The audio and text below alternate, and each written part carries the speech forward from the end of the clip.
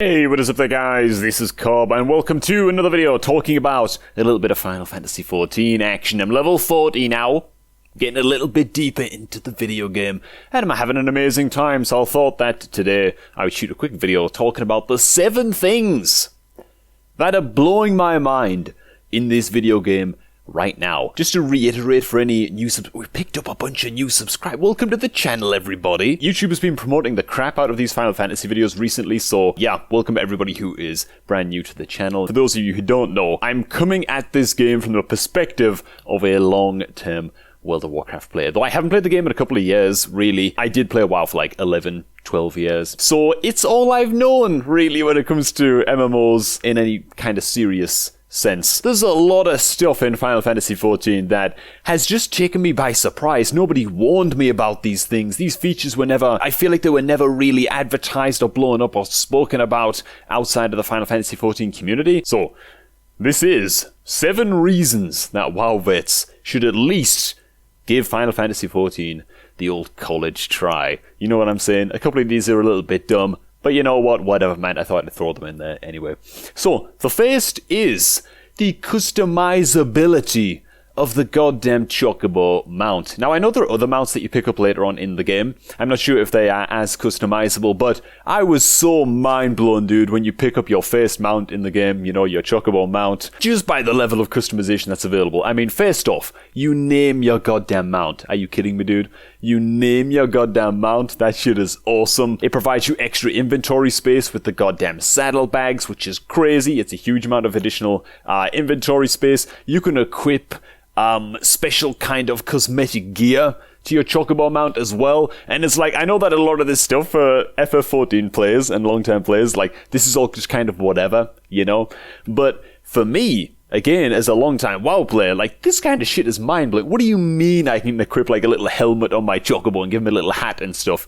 That shit is fucking crazy to me.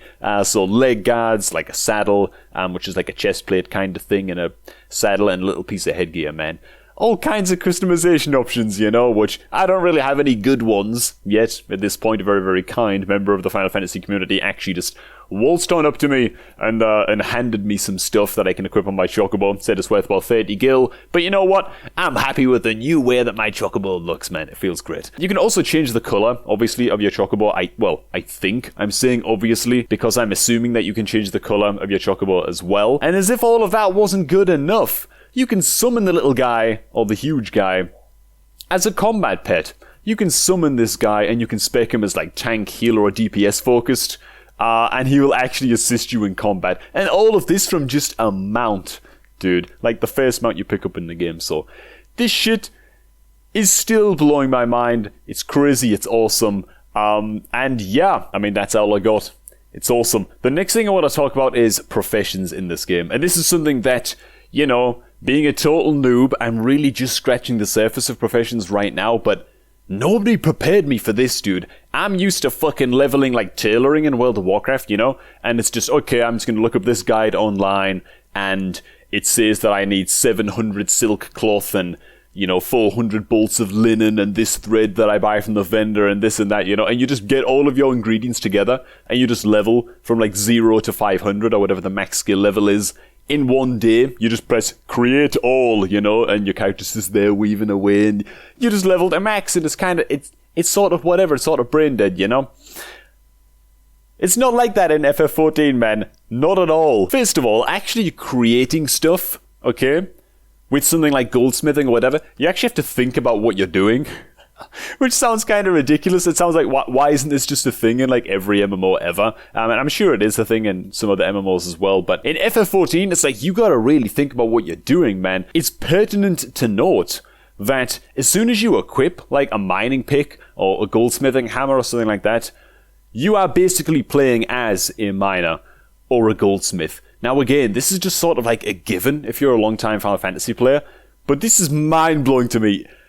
Being a goldsmither is your class when you are goldsmithing, and you pick up gear that assists you with crafting and gives you like extra crafting skills and stuff like that, and you can level to max as a miner, you know? And I'm calling it the class because that's what obviously they're called in World of Warcraft. They're called jobs in Final Fantasy XIV, but it's like you have classes such as archer, you know, black mage, monk, miner. Like, it's just one of the classes, and you learn abilities and you learn new skills and stuff that you put on your fucking hotbar, and you use these skills and abilities while crafting stuff as if it's like a PvP, like a combat event, you know? I mean, that's just crazy. It's awesome, man. It's so exciting. Finally getting to scratch the surface about professions in this game. And like I said, nobody warned me about this, man. God damn, this is such a selling point for the game. If you want to get more people into this game and they're into professions in their goddamn MMOs, Jesus, man, spread the word about professions in this game because I'm so excited to delve deeper into these. So point number 3, this is a bit of a smaller one, but it kind of ties into professions again. You can learn all of the professions, man. I keep on calling them professions just so that, you know, the WoW viewers on this video, you know, who will surely be many, can understand what I'm talking about if they've never played the game. Again, these are jobs. All classes and all professions in FF14 are just called jobs, and one character can learn all of them. Can learn everything that there is to learn, you know, and level all of these jobs and all of these professions on one goddamn character. So yeah, that's just kind of a small one, but it's definitely worth throwing in there, you know. I kind of feel like a lot of MMOs kind of artificially limit how many professions you can learn on a character, and I think that they do that with the intention of creating like more character diversity and more class identity and stuff like that. Or I'm a mage tailor, or I'm a warrior blacksmith, or something like that, you know. And I see where they're coming from, but I think that natural kind of disparity will just emerge naturally anyway. I'm just going to focus on a couple of professions right now on my character anyway, you know. If I get bored of those, it's nice to know that I can switch to another profession, and I don't lose any of my skills or any of my experience, you know, on the previous profession. You can just fucking learn them all, and goddamn, again, I'm so excited, you know, to get further into professions, man. Point number 4. Lalafell orchestras are apparently a thing in this game. So this is kind of a dumb point, and this kind of just speaks to the immense community in this game. And I know that I kind of ripped on the lalafell as a race, you know, that people just want. Some people really like playing as lalafell, you know, and I think I pissed off those lalafell zealots in a couple of my previous Final Fantasy videos, because I shit talk the lalafell a little bit, but you know, it kind of comes from my hatred of gnomes in World of Warcraft, you know, just these small little squiggly twats. Like, as someone who's played Horde for like 11 years, there's nothing more fucking irritating than being ganked by a gnome. You know what I'm saying? So maybe I got a bit of transference action going. I'm still not going to be playing a lalafell anytime soon, but look at these guys go in this goddamn orchestra right now in our little mini sub window.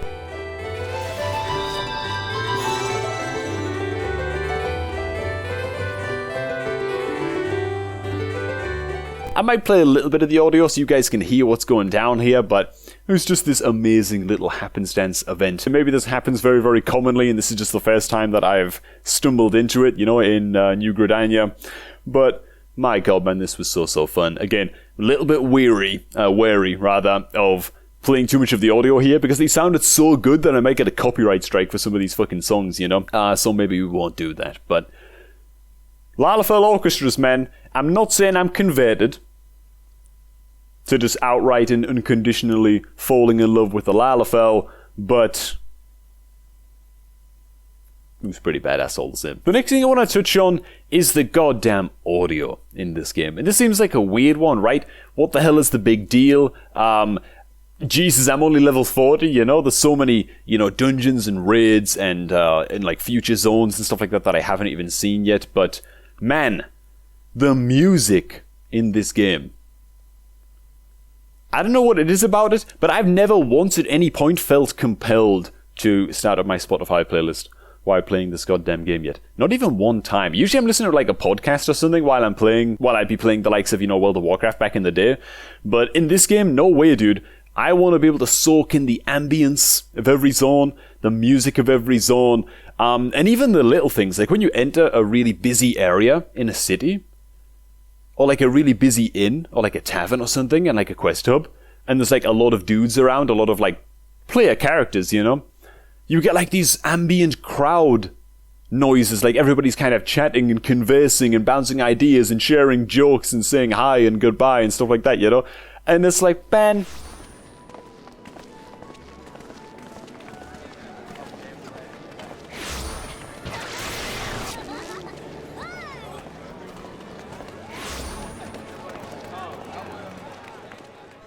little things like that, you know, little things like that, they make you feel so much like you're part of the fucking world. You know what I mean? And it would almost be a disservice to the game and to the people around you and stuff like that to take yourself out of that immersion by listening to a podcast or by, you know, starting up the Spotify playlist, man. So this is the first MMO I've played where I just don't do anything in the game while listening to music, man. Maybe that will change over time. Maybe the novelty will wear off a little bit. Maybe it will. I just don't know. But right now, dude, this game is seriously fucking immersive. A lot more immersive than I ever had any right to expect. And the music is a huge part of that. Kind of touching on that, the next point I want to cover is, again, the goddamn community. Kind of going back to that lalafell orchestra performance, you know? Everybody there watching was so goddamn hyped, man. And it's just one of those little kind of small, organic, kind of community-made events that just happen spontaneously. It just felt nice. It just felt nice to be part of that shit, man. And not just that, like, not just was everybody being... Like, what I found really interesting, I mentioned this to Sophie at the time, it's like, no one was trying to ruin it. No one got naked and danced in the face of one of the lalafell. Nobody went and sat in front of them. No one went and blocked them. You know, everyone like kept gave them like a wide berth of space. You know, like no one went near and interrupted the performance. Everybody was just clapping, doing slash dance, all of that shit, you know. And it was really cool to see. And not just that, but there was actually some higher level player, or at least I assume he was a higher level player. I don't even fucking know who it was. Just randomly trading sprouts, right? So he came up to like me, he came up to Sophie, he gave us like this goddamn horn item, which gave us a mount. Like, I don't even know if this mount has any value at all. I don't know if it's like the most common mount in the game or something like that, but whatever, man. This guy was just waltzing around, handing out mounts to people, you know? It's just, man, I've had zero negative experiences so far. In all of the dungeons I've played, and all of the quests I've played, the fates I've played, and random little spontaneous lalafell orchestral performances that I've attended, not one time have I yet even had a single negative experience with this gosh giant community yet. Apart from the time, obviously, where, you know, 5-6 days ago, where I released my first impressions video, and I shit on the lalafell a little bit, and people who play lalafell. So yeah, we got a bit hit about that. Also about the weeb comments as well. Obviously, I put like from WoW to weeb in the title of one of our videos 5 days ago or something, describing me embracing what the more toxic WoW players kind of throw around as an insult towards Final Fantasy players. That being weeb, you know? And I was referring to myself in the title of that video, you know? And some people got really salty about that. I guess they didn't watch the whole video or something and didn't see how positively I was really taking to the game. Minus a couple of, like, minor gripes, I guess. But, yeah. Besides that, which I guess I invited unto myself because, you know, YouTube is can be a bit of a rambunctious platform from time to time. Yeah, the community has been incredibly welcoming in this game so far. And the last point that I want to cover, and this is a really small one, but in a way, I think it's more indicative of a much more positive element of the game. And that is that if you just stand still and you type /idling camera, your camera will just kind of pan around and skate around to little critters in the environment and players running around doing their quests and all of those kinds of things, right? So you can chill, watch some nice relaxing shit play out on your screen while you're AFK. And this might seem like a really small thing, like why is that such a positive? Why the hell would this make the video? Why the hell would this blow your mind? And it doesn't on its own. Maybe this is just a nothing point to throw in, you might be thinking, but to me, I think that this is indicative of how the devs are really leaving no rock unturned when it comes to exploring the little things in this game and implementing the little things in this game and really taking the time to add a /idling camera command, dude, into your fucking MMO. Who does that, man? Does any other MMO actually do little things like that are just kind of there? They're just like a miscellaneous thing, take it or leave it, you know? Most people probably don't even... most new players would never even know that existed. I don't know, man.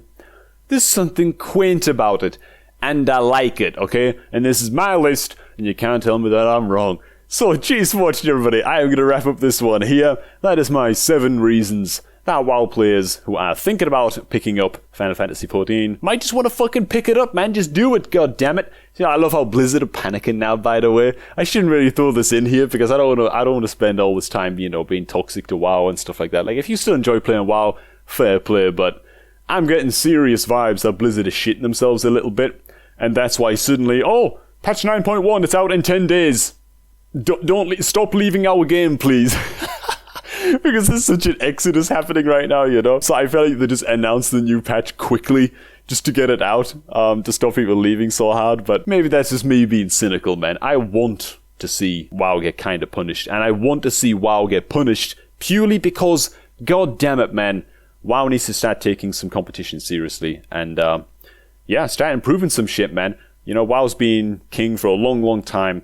And it's nice to have a new kid on the block that I feel that in the past like 30 days, so many more people are taken much, much more seriously, man. And it's good for both communities, you know, for both games.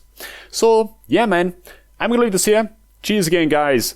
Leave your goddamn reasons down below why everybody should be trying out this game right now. I'll be intrigued to read them. Thanks for watching, and I shall catch all of you guys just a bit later.